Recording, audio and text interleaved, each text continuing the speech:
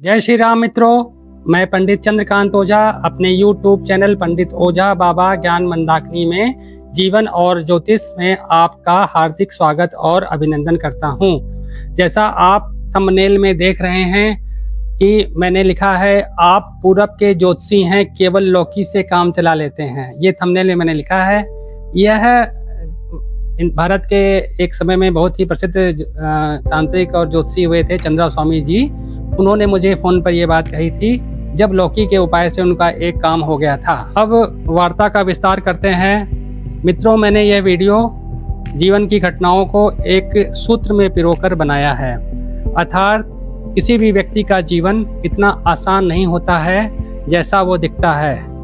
इस लाइन को थंबनेल बनाने में मेरे जीवन में जो उतार चढ़ाव आए उसका वर्णन आगे करूँगा, और समझिए कि यह इस एक लाइन की पृष्ठभूमि बैकग्राउंड भूमिका है। आगे वीडियो को बताते हैं। मतलब इस थंबनेल की जो भूमिका है, पृष्ठभूमि बैकग्राउंड है, उसको मैं अब आगे विस्तार से बता रहा हूँ। मित्रों, जब मैंने ज्योतिष की शिक्षा आरंभ की, जब ज्योतिष में सीखने लगा करीब 84-85 से, तभी मैंने उस समय एक दृढ़ निश्चय किया था कि जीवन के किसी मोड़ पर मैं इसको एक मेन स्ट्रीम में ले आऊँगा, इसको मेन प्रोफेशन बनाऊँगा।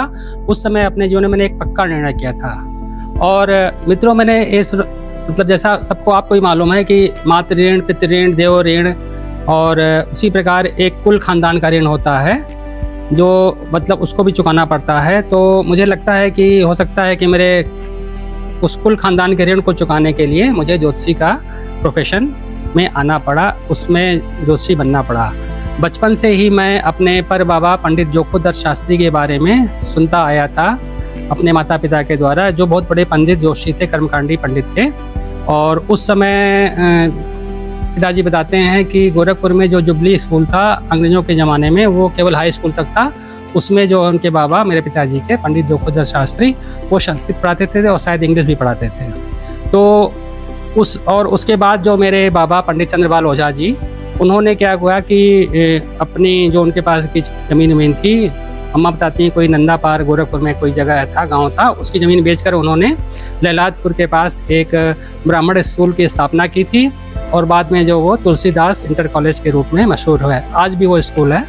तो वो स्थापना इसलिए उन्होंने की थी, बाबा जी ने बताते थे कि वो उस समय आसपास में कोई स्कूल नहीं था और ब्राह्मणों के बच्चे जो थे उनकी शिक्षा के लिए उन्होंने, मतलब उनका देश यही था कि जो भी स्कूल तो सबके लिए खोला था, लेकिन मेन था कि जो ब्राह्मण के बच्चे हैं वो आगे अच्छी शिक्षा ग्रहण करें। इस उद्देश्य से उन्होंने वो स्कूल को खोला था। जो स्कूल मेरे बाबा ने खोला था, तुलसीदास इंटर कॉलेज, उसमें पढ़े हुए कई बच्चे बहुत ऊंचे पदों पर, बहुत अच्छे जगह पर गए और सरकारी नौकरी को प्राप्त की है। और मेरे बाबा के सारे बच्चे, उनके मतलब हमारे जितने चाचा लोग हैं मेरे पिताजी के सहित, वो सारे लोग सरकारी नौकरी में गए। और मेरे पिताजी ने करीब 3-4 नौकरियां बदली थी। उसमें वो पहले बाप मार्ट इंस्पेक्टर बने थे, फिर ब्लॉक विकास अधिकारी, BDO कहते थे उस समय, ब्लॉक डेवलपमेंट ऑफिसर, और बाद में फिर वो बिक्री का अधिकारी बने, उन्होंने किया था। अभी मेरे केवल अभी छोटे वाले चाचा जी हैं इस समय, वो जज साहब हैं। तो सभी लोग जो है उस समय गवर्नमेंट जॉब में। बताने का ये उद्देश्य है आप लोगों को कि उस समय सरकारी नौकरी आसानी से मिल जाती थी, और उस समय ब्राह्मणों में सरकारी नौकरी प्राप्त करने का विशेष आग्रह था। और क्योंकि वो लोग संस्कृत के बाद मतलब वो अंग्रेजी शिक्षा भी प्राप्त करने लगे थे, जिससे उनको सरकारी नौकरी प्राप्त करने में आसानी होने लगी। और संस्कृत के साथ अंग्रेजी पे विशेष जोर दिया जाता।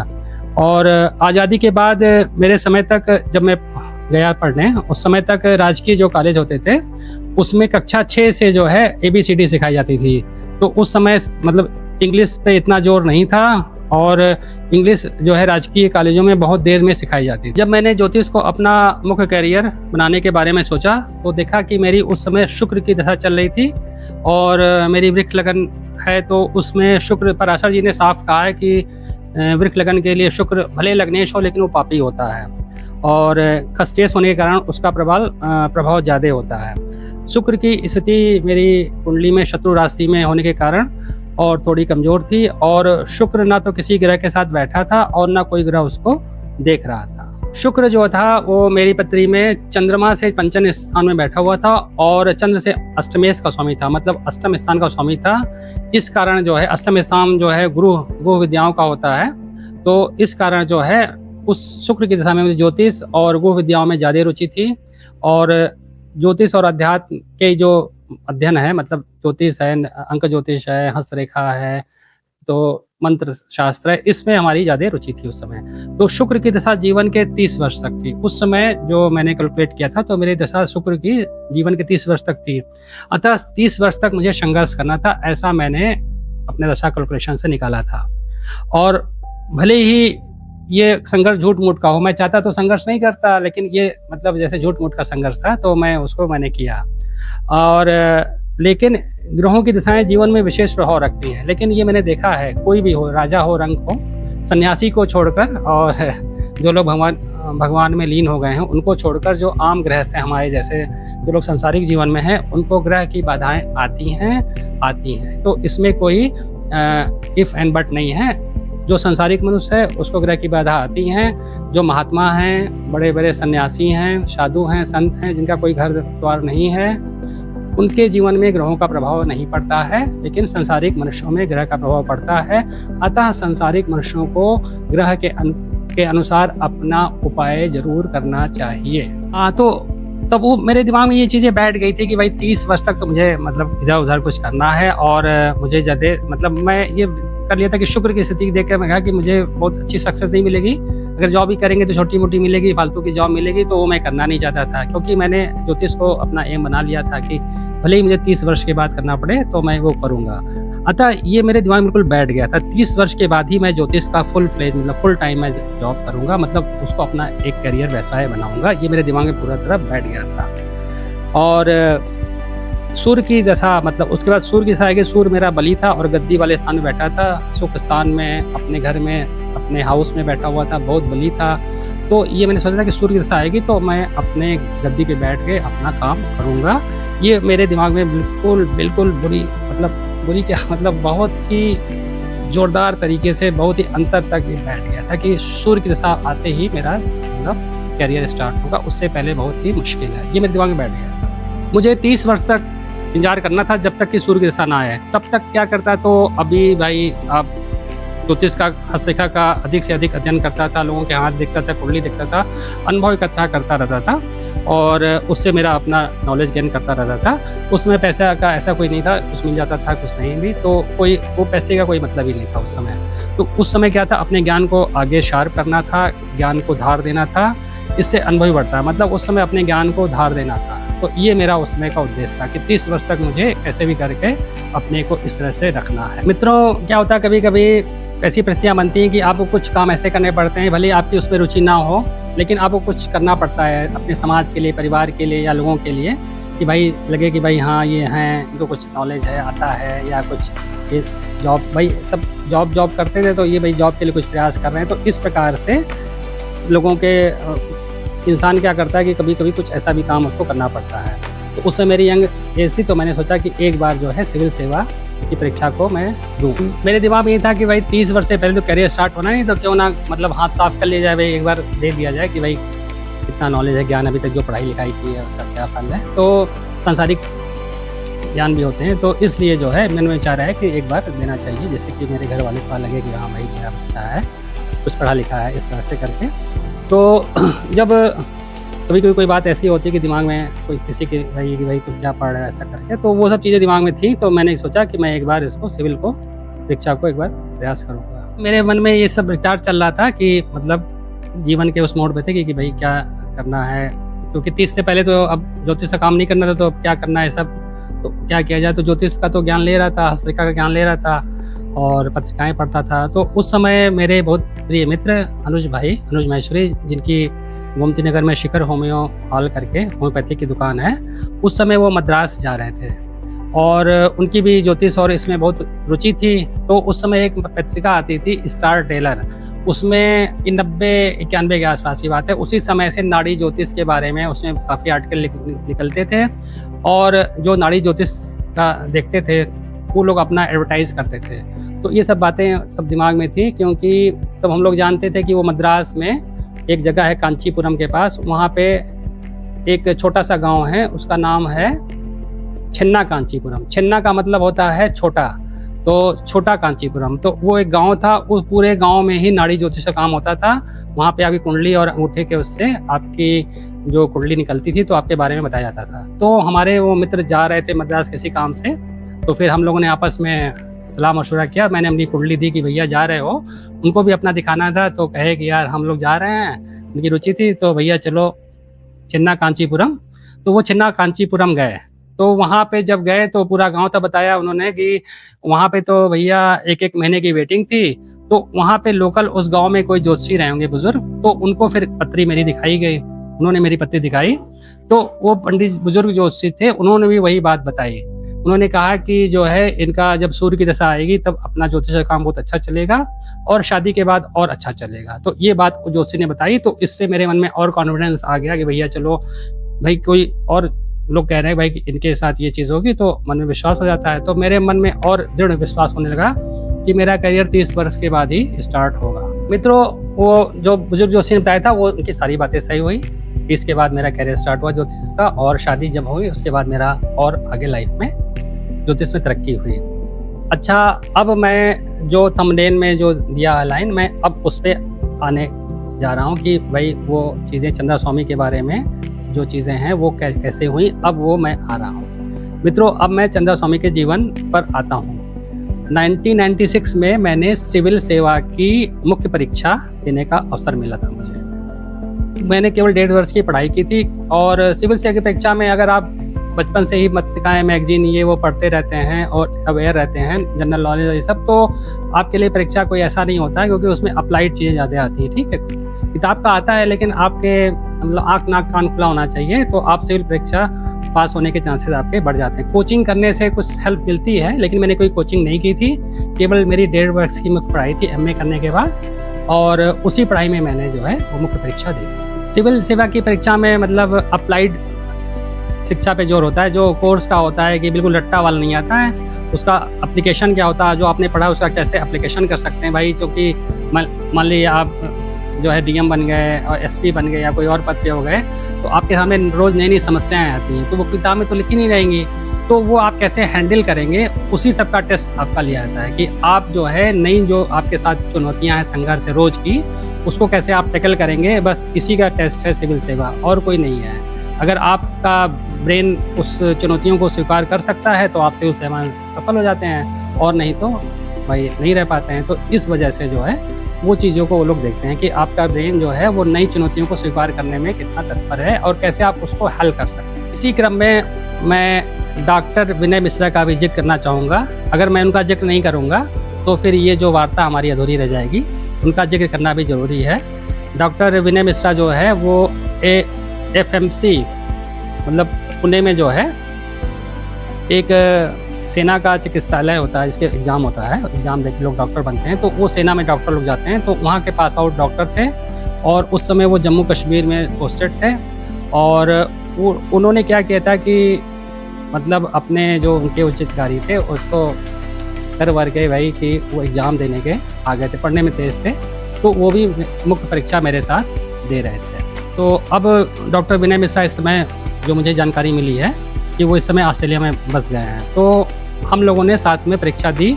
तो ये तय हुआ कि अगर हम लोग की सीट आगे पीछे पड़ जाएगी तब हम लोग एक दूसरे को हेल्प कराएंगे, मतलब मैं उनको हेल्प करूँगा, क्योंकि उनका GS भाई उतना वो नहीं पढ़े थे, डॉक्टरी कर रहे थे, तो काम भी कर रहे थे, सेवा में थे, मतलब सरकारी सेवा में थे, तो उतना उनको मौका नहीं मिल पाया था। तो उन्होंने मुझसे कहा था कि अगर हम लोग की सीट आगे पीछे हो जाएगी तो आप मुझे GS में केवल हेल्प कर दीजिएगा। मैंने कहा ठीक है, ओके। और भगवान की दया से हमारी सीटें जो हैं, तो हम लोग का एग्ज़ाम ये लखनऊ में अलीगंज में UPSC भवन में हुआ था, उसमें हमारी सीटें आगे पीछे पड़ गई, तो हमने उनको काफ़ी हेल्प की थी। GS में मैंने बहुत स्टाइल से उनको हेल्प कराया था। मित्रों, अब मैं मुख्य विषय पर आता हूँ। जीवन में जो घटनाएं होती हैं वो साइक्लिक होती हैं, कभी अच्छे रूप में आती हैं और कभी बुरे रूप में आती हैं, या अपना रूप बदल कर आती हैं। मित्रों, सिविल सेवा में एक पेपर होता है मुख्य परीक्षा में, वो निबंध का होता है।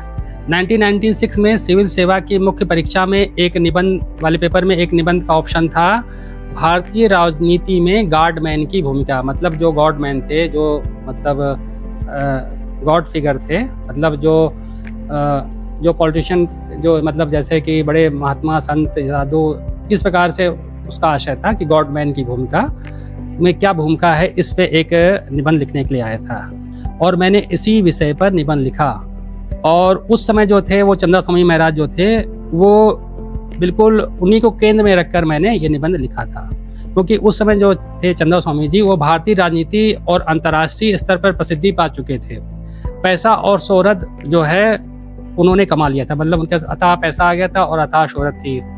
और जब से उन्होंने, मतलब उस समय लोग जब पढ़ते थे कि उन्होंने ब्रुनई जो है कंट्री है ब्रुनई, वहाँ के सुल्तान को उन्होंने एक बच्चा पैदा करा दिया, मतलब पुत्र संतान की प्राप्ति करा दी थी। उस सुल्तान ने उनको बहुत अथाह पैसा दिया था, तभी से उनका काफ़ी नाम हो गया था। तो उस समय मेरी यंग एज थी और मैं उसमें करीब 26 साल, हाँ 26 वर्ष का था मैं, हाँ 26 वर्ष का था।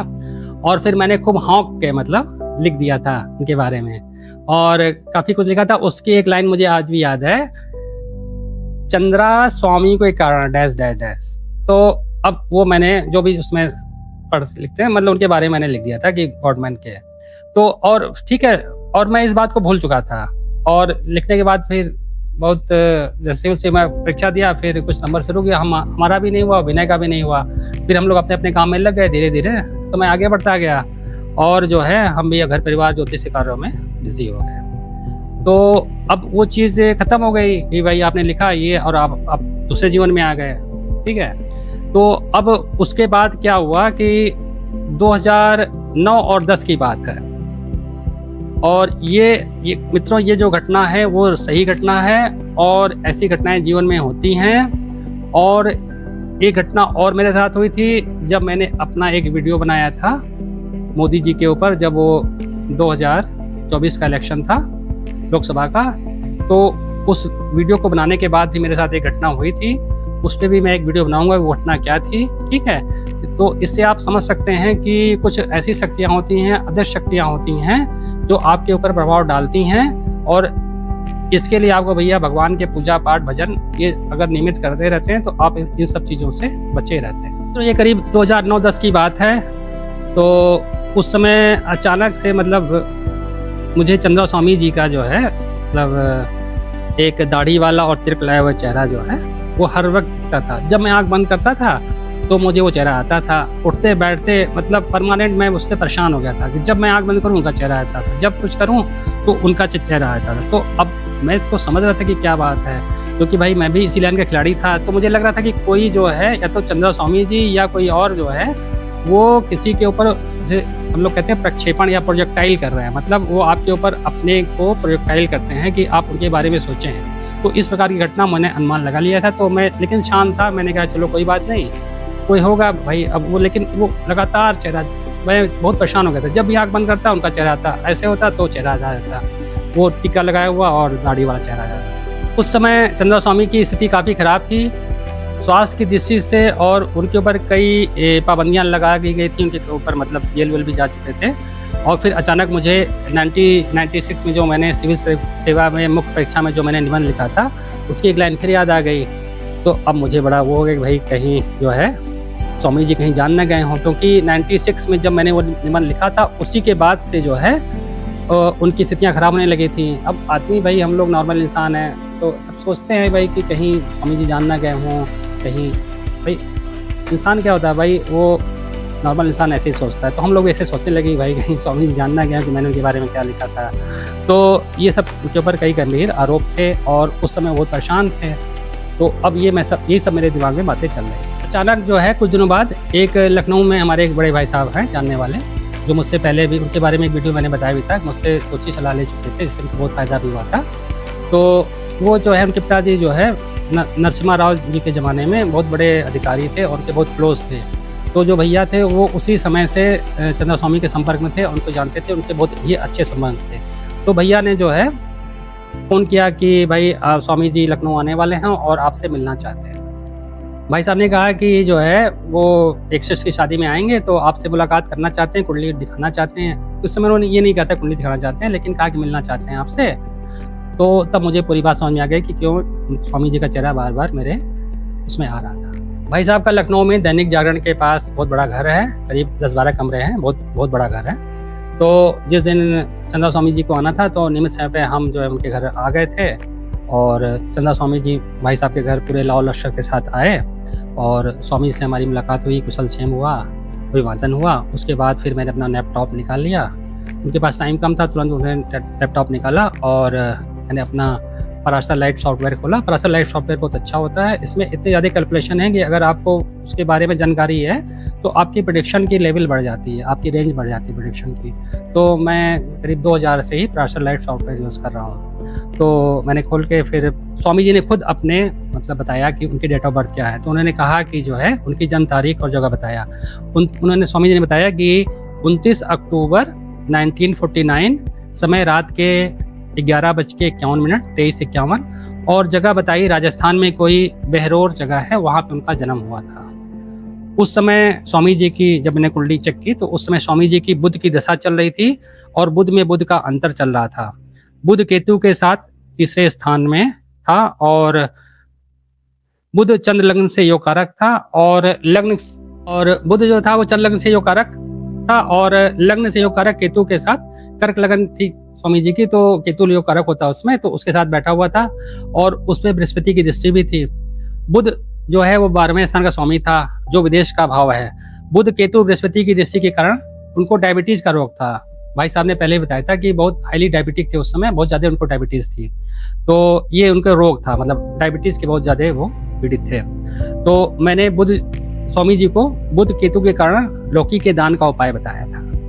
और बुध केतु में यदि आपको किसी प्रकार का भी कष्ट हो रहा हो तो लौकी, कद्दू, भतवा के दान से बहुत फायदा होता है। ऐसा मेरा अनुभव रहा है कि बुध और केतु के कॉम्बिनेशन में लौकी, कद्दू, भतवा का जो दान होता है वो आपके लिए काफ़ी हद तक आपके कष्ट का निवारण करता है। और इसके अलावा मैंने उनको श्री राम रक्षा स्तोत्र और नारायण कवच का पाठ भी बताया कि आप ये पाठ करेंगे तो आपको काफ़ी कष्टों से छुटकारा मिलेगा।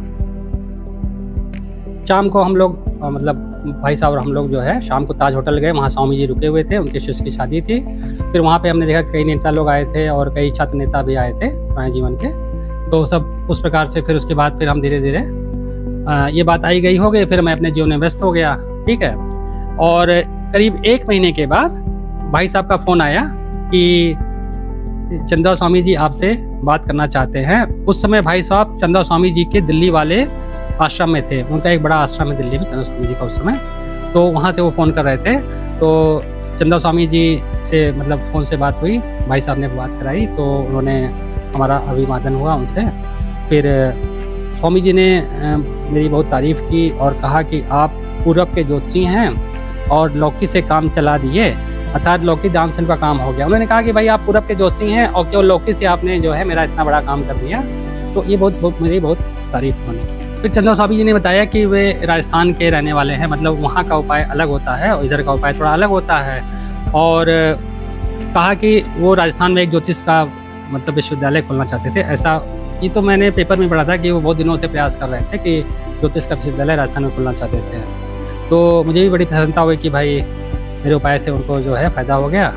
और मन से एक सिविल सेवा जी जो लिखा था कि भाई चंद्रा स्वामी से कोई होना, चलो निकल गई, चलो अब भाई लिख दिया। अब उस समय यंग एज थी, लेकिन चलो अब फिर से ये सब चीज़ें, तो मन से एक वो हो गया भाई चलो किसी के बारे में क्यों लिखना, क्या मतलब, ऐसा करके दिमाग में आता है ना भाई हम लोग आम इंसान हैं, क्यों हम लोग जो है किसी के बारे में लिखें, ठीक है। तो ये सब भावना थी, तो एक मन से वो हो गया चलो भाई। कुछ दिनों बाद भाई साहब ने फ़ोन किया कि स्वामी जी की इच्छा है, चंद्रा स्वामी जी की इच्छा है कि वो आपको अपने साथ लंदन मतलब भ्रमण पर ले जाना चाहते हैं। इससे पहले भी स्वामी जी कई बार लंदन जाते थे कई लोगों को लेके अपने साथ पूरा ग्रुप, तो वो भैया ने बहुत मुझे आग्रह किया कि नहीं स्वामी जी चाह रहे हैं कि आप उनके साथ जाइए, बड़े खुश हैं मतलब करके। लेकिन उस समय मेरे पास पारिवारिक जिम्मेदारियाँ थीं, तभी मुझे एक बहुत पुरानी घटना याद आ गई। जब हम लोग पढ़ते थे लखनऊ विश्वविद्यालय में, तो एक छात्र नेता थे विजय शर्मा भाई साहब, तो वो भी स्वामी जी के साथ लंदन गए थे उनके ग्रुप में। तो वहाँ से जब आए थे तो अपना फ़ोटो बहुत खींचे थे, सब हम लोग को दिखाते थे कि यहाँ पे फ़ोटो ये मतलब इस जगह पे ऐसा करके, वो सब बातें दिमाग में आ गई। लेकिन अब जो है कि मतलब अब जो परिस्थितियाँ दूसरी हो गई थी और मैं थोड़ा अपने घर के मेरी परिस्थितियाँ थी कि मैं जिम्मेदारियों में बहुत बिजी हो गया था। गंगा में बहुत पानी बह चुका था और पारिवारिक जिम्मेदारियों की वजह से लंदन आने का कोई प्रश्न नहीं था। मतलब हमने कहा कि नहीं अब इसमें तो अब नहीं जा पाएंगे भैया, और बाद में फिर देखा जाएगा, ऐसा करके फिर मैंने उसको मना कर दिया। अब जब राम जी की इच्छा होगी तब फिर हम लोग घूमने जाएंगे बाहर का, ऐसा कोई मेरा ऐसा वो नहीं था भाई। मेरा जीवन में आएंगे तो विदेश जाने के तो मौके आएंगे ही, तो ऐसे कोई बहुत बड़ी बात नहीं है। तो इस प्रकार से भाई हम लोग भाई इधर पूरब के लोग परिवार को ज़्यादा मानते हैं, तो परिवार को लेके चलते हैं। तो भाई उनकी जिम्मेदारियाँ पहले होती हैं, घूमना फिरना तो लगा ही रहता है जीवन में। तो देखो मित्रों, जो मैंने बताया कि ये जो घटनाएं होती हैं ना वो चक्रीय होती हैं, कैसे मतलब कभी ऊपर नीचे करके, और कुछ जीवन में घटनाएं होती हैं फिर आती जाती रहती हैं। तो इसमें जो है ये बताने का आपको प्रयास है कि जब ग्रह के अनुसार ही जीवन में घटनाएं कैसे कैसे आती हैं, कोई लोग पहले क्या आपने किया, फिर किस रूप में वो चीज़ें आपके सामने आती हैं।